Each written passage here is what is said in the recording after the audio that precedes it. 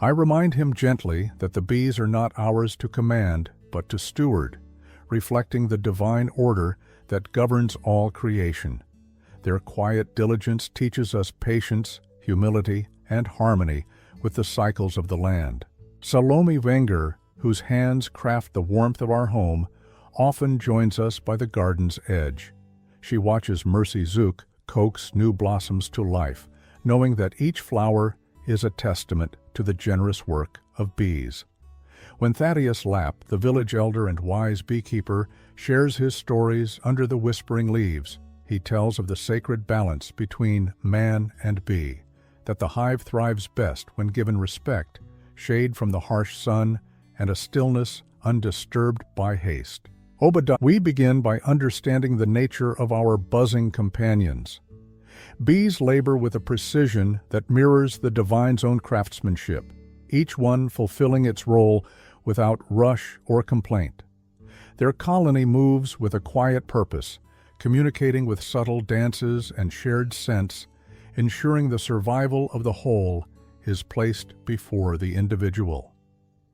This ancient wisdom takes root in our hearts as we prepare to place their homes thoughtfully beneath the spreading branches where dappled light filters gently. Shade shields them during the hottest hours, preventing the wax from melting and preserving the delicate balance within the hive. We speak softly, careful not to disturb their purposeful flight, learning to move as humble guests in their world. When the time comes to harvest the honey, we do so with reverence. Amos watches as I lift the frames carefully, explaining that the sweetest gift arises not from force, but from patience and prayer. We gather the golden comb slowly, mindful that the honey is a sacred produce born from God's provision through the diligent efforts of the bees and the tender care of our family. Mercy, with her gentle hands, assists in collecting this precious nectar, her face glowing with the understanding that this sweetness unites us all. The process is never rushed. We pause often to breathe in the fragrance of flowers and earth to offer thanks for the bounty bestowed.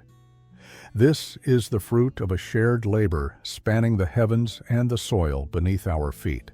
The hive teaches more than industry. It teaches respect for the invisible web that binds all life. Bees are not merely producers of honey, but integral threads in the fabric of our family's harmony with nature.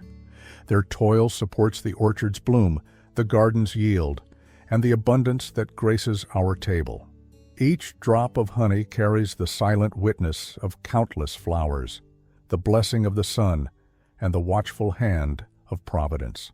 I recall advice passed down from Thaddeus to tend the hives as one tends the soul, with consistency, care, and a heart free of haste. Such is the way we honor the divine pattern that governs our days. As Amos grows in skill and understanding, he begins to share his own insights, keenly aware of how delicate the balance is between nurturing and interference. Salome encourages this curiosity, nurturing the next generation's connection to the land and its inhabitants with stories and song. Hulda's visits become moments of learning and reflection, her wisdom woven seamlessly into our shared rhythm.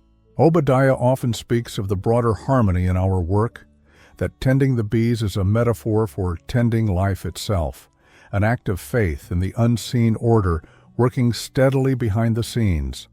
Together we cultivate more than honey, we cultivate peace, gratitude, and wonder. In the quiet moments beside the hives, the buzzing seems to echo the gentle pulse of faith that sustains us. It reminds us that all creation participates in the sacred dance of work and rest, growth and harvest, prayer and care. The bees teach us that every action, no matter how small, contributes to the whole, a lesson that shapes the way we live on this land gifted to us.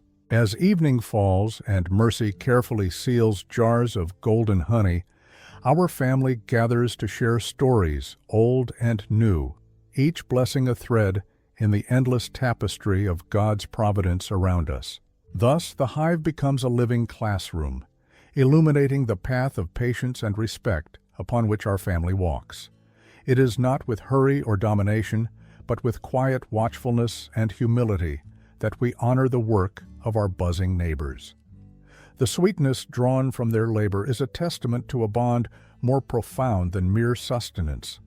It is a symbol of unity between heaven, earth, and the hands that nurture both.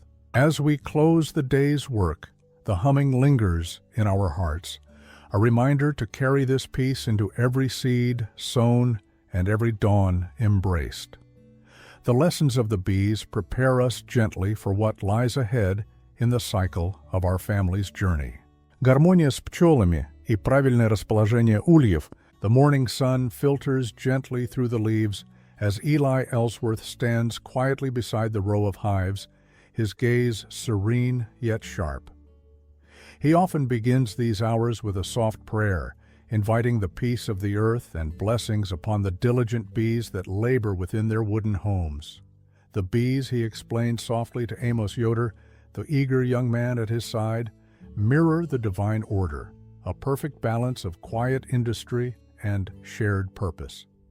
Nature's harmony, Eli murmurs, is not something we command, but something we join with reverence. Salome Wenger approaches carrying a basket, laden with freshly woven linen cloths and small tools. Her presence brings warmth, a reminder that the home and the hives are intertwined, each cared for with equal devotion. Mercy Zook, her daughter, is already tending the garden nearby, her hands skilled in coaxing blooms that feed the bees' tireless wings. The choice of flowers, she often shares, is as important as the care of the hive itself. Together, they ensure that the place where the bees dwell is not only a shelter, but a sanctuary. Obadiah Stoltzfus, the village's wise guide in attuning their labor to God's will, once told Eli that the proper location of the hives is essential to sustaining peace. Shade is a blessing, Eli recites with a nod, showing Amos the deliberate placement beneath the sturdy branches that sway softly overhead. The hives must not face the harsh glare of the midday sun, nor stand where the wind might scatter restless wings. The tranquility of the bees comes from the quiet refuge, from the stillness where every movement is measured and respectful. Old Thaddeus Lapp, whose experience stretches across many seasons, reminds them to pay attention to the rhythm of the bees, not to rush them or disturb their sacred work. The honey harvest, he says, is a ritual as old as earth itself, one that requires humility and patience. We do not take, we receive, Thaddeus often repeats, his voice steady as the hills. The harvesting is performed slowly, with hands that tremble, neither with haste nor greed, but with gratitude for the joint effort of creation. Hulda King, ever the generous neighbor, offers endless wisdom born from years of watching and listening.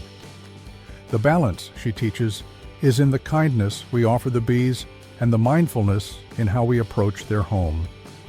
She instructs that keeping the hives calm is as much about attitude as it is about technique. A gentle word, a soft breath on the breeze, all these small acts convey respect and carry peace that the bees can feel. The gathering of honey carries more than sugary delight. It is the fruit of a triune labor, divinely orchestrated and faithfully tended. Bees work tirelessly to collect the nectar, transforming it into golden sweetness through alchemy that humbles the human mind. Yet, their effort alone would not suffice without the loving hands that carefully tend the hives, protect the queens, and ensure their homes are safe from harm. Eli often reflects that this shared endeavor is a living testament to harmony between the creator, nature, and the keeper. Every morning, as light spills upon the garden and the air fills with the hum of wings, the family moves in quiet concert. Mercy gathers the ripest blossoms, mindful of the bees' needs, while Amos learns to listen to the whispers hidden in the fluttering of tiny wings. Salome prepares the wooden frames, her fingers gentle in their work, mindful that even the smallest disruption can unsettle the delicate balance within the hive. The bees are not mere creatures of purpose, they are partners in a sacred dance, Eli teaches Amos to place the frames so the bees can build their comb with ease, and that the hive entrances must face away from the frequent winds. This simple wisdom, passed down by Thaddeus and confirmed through Obadiah's guidance, transforms the apiary into a place of peace. The young man's admiration grows not only for the craft, but for the silence that must be preserved, a silence where respect reigns and the hive hums in perfect accord. Evenings bring a different kind of work, as Salome and Mercy collect the honey with prayers whispered in the fading light. Eli insists the honey must be gathered slowly, never hurried like a fleeting chance, but gently coaxed from the combs with reverence. The honey's flow becomes a symbol of blessings, shared by many hands and hearts. As honey drips into earthen pots, the sweetness carries the warmth of countless small acts of devotion, an echo of the divine handiwork, visible to those willing to see.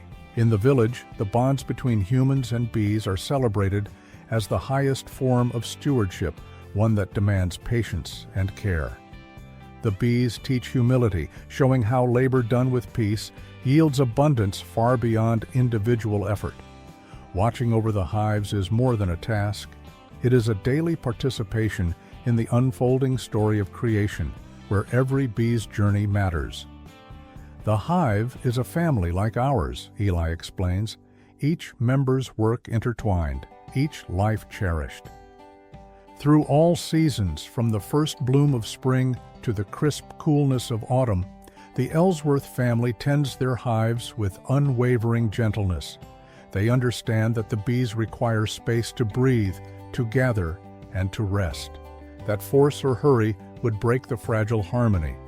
Obadiah's teachings remind them that every action, no matter how small, must reflect the order God wove into the world. When Amos asks why such care matters so much, Eli answers quietly, "Because in every bee, in every drop of honey, there lives the sacred trust of all creation." The quiet moments watching bees rise and fall with the sun's journey become lessons in patience for the young. Mercy's laughter, light and clear, mingles with the buzz as she moves among the flowers, reminding all that joy is part of this balance. Salome's hands, steady and warm, protect the hive's boundaries. Eli's voice, calm and measured, passes ancient knowledge like a precious heirloom. Together, they embody a harmony that feels as endless as the fields around them. As twilight deepens, the family gathers close, united in the soft glow of lantern light. They share stories from Thaddeus and Hulda's wisdom, their hearts full and calm. The hive, settled under the watchful trees, holds the pulse of life quietly beating inside. This is not simply beekeeping, it is a sacred fellowship, a dance of souls committed to honoring the slow, gentle work of nature. Here, the bees and people exist side by side in a balance as old as time itself. Looking ahead, Eli contemplates the deeper seasons of care, when the hive will rest beneath winter's cloak, waiting patiently for spring's call. He knows this trust between family and bee requires constant renewal, a coming together in respect and hope. Soon, as the earth warms again, new lessons will arise, unfolding gently like petals in dawn's first light. And with that, they will continue hand in wing, heart in hive, walking together on the path of peace handed down through generations. This shared journey is not just about honey or harvest, but about the quiet blessings found in being guardians of life's delicate rhythm. The Ellsworths, with their friends and neighbors, understand that tending bees is a sacred act of listening, patience, and love. Their story blends into the larger song of the land, a melody that will carry forward into the days yet to come, inviting all who listen to pause, reflect, and find peace within the hum. Now, as night deepens around the homestead, their thoughts turn toward the garden's next chapter and the lessons awaiting beyond the threshold of another dawn. Мед как плод молитвы и совместного труда. Eli Ellsworth sat quietly on the wooden bench beside the beehives, the soft hum of countless bees filling the morning air. He glanced toward Amos Yoder, who was carefully lifting a honeycomb frame, excitement and a touch of reverence evident in his eyes. "Have you ever noticed, Amos," Eli began gently, "how the bees work so calmly yet so precisely? Each movement reflects a kind of order beyond what we often see in our daily lives." His voice was steady, carrying the warmth of years lived close to the land. "Theirs is a labor of patience and devotion, a true reflection of the handiwork of the Creator himself." Amos nodded, brushing away a stray cobweb from his sleeve. "I have always admired their diligence, Eli, but sometimes I worry about disturbing their peace when harvesting the honey." Eli smiled, a knowing look crossing his face.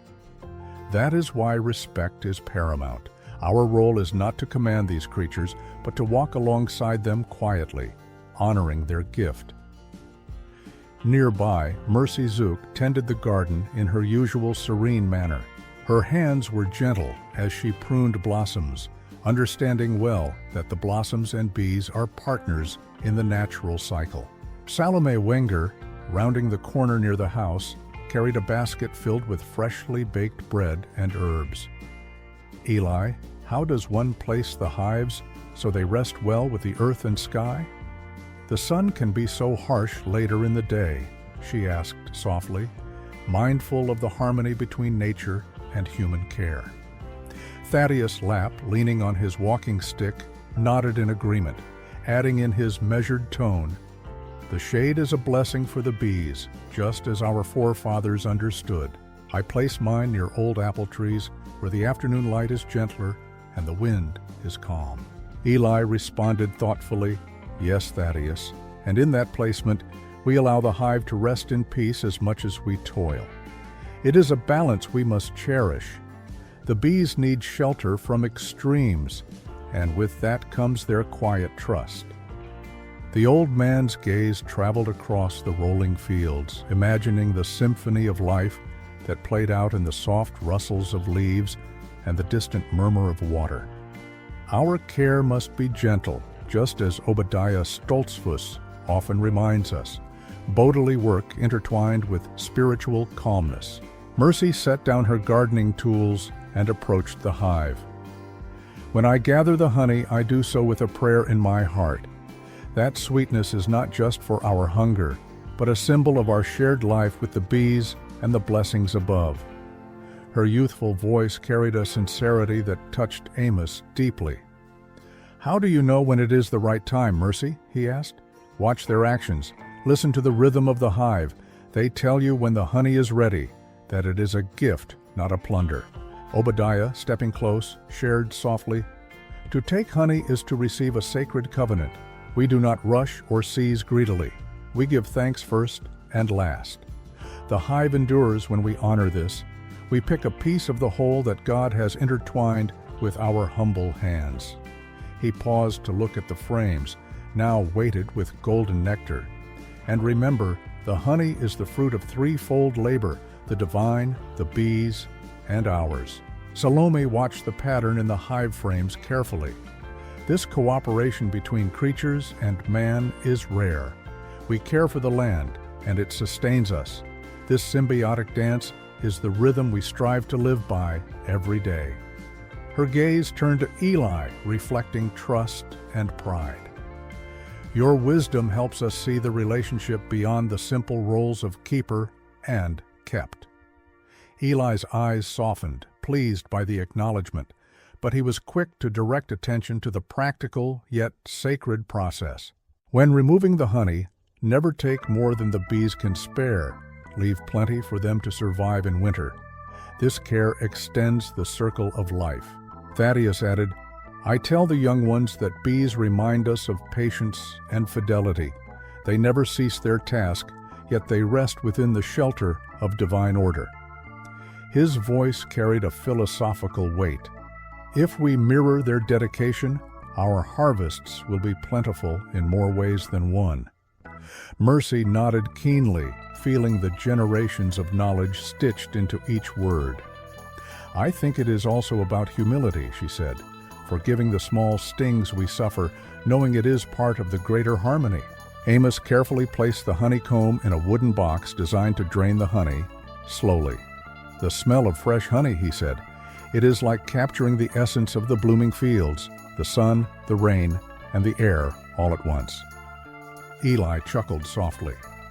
"It is a liquid poem, penned by nature, drafted by bees, and sealed with human reverence." He looked toward the fields where flowers swayed gently, their petals inviting the buzzing workers of the hive. Every drop is a story of faithfulness and interconnectedness. Obadiah gestured toward the horizon. "Our task is not just to gather, but to protect. The land and bees are brothers in our stewardship. When one suffers, the other follows." Salome's voice came from the porch, carrying the calm authority of a matriarch. And so the honey becomes more than food.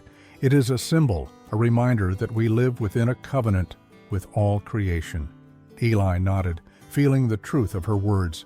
Our ancestors passed this knowledge down not just as farming tips, but as spiritual wisdom that guides us through seasons of plenty and scarcity. Mercy brushed her fingers over a frame, feeling the slight stickiness of the wax. "Sometimes I imagine the hive as a small village, all its members working with a purpose bigger than themselves." Eli smiled at the image. A perfect metaphor for community. The queen, the workers, the drones, all each have their place. We too must understand the roles we fill, each essential to the harmony. Amos absorbed the lesson quietly, inspired to match such thoughtful care in his own hands. Thaddeus folded his arms and added, "And the act of collecting honey should be done slowly, with prayer. It is not mere labor, but an offering of respect." He recalled the older days when each step was accompanied by words of gratitude and quiet song, weaving the secular and sacred together like the honey that poured from the comb. Through this, we learn that wealth is measured not in coins, but in the health of the earth and heart combined. Salome came closer, offering a jar of freshly strained honey to Mercy. "Taste it and remember, child, that this sweetness is the subtle reward of patience and faith." Mercy lifted the jar reverently. "It is a blessing," she whispered, "born from the careful hands of many and the grace of the earth." Eli concluded with a gentle reassurance, "When we gather honey with love and care, we honor the holy cycle, the dance of light and life, toil and rest. It is how our family endures, how the village thrives." As the sun began to dip low, casting long shadows across the fields, Eli looked around at the faces marked with quiet contentment. This harmony with the bees and the land is a living prayer, an inheritance we share. May we continue this tradition with open hearts and steady hands. Amos, now understanding more deeply, nodded in silent agreement. The air was filled with the promise of peace, hard work, and the sweetness of shared endeavor. With that, Eli rose, motioning toward the garden where Mercy still tended the flowers that fed the bees. Let us carry this care forward into all our work, so that every day be joined with the blessing of the Creator's order. The gentle evening whispered possibilities, inviting the family to rest and prepare for the new labors ahead, sheltering the sacred bond between human and bee, earth and spirit, labor and prayer. And so the story of honey unfolded, a melody of patience and reverence winding through each season, linking generations through hands that both work and worship, a testament to living in peace with all that blooms and buzzes under the vast, tender sky.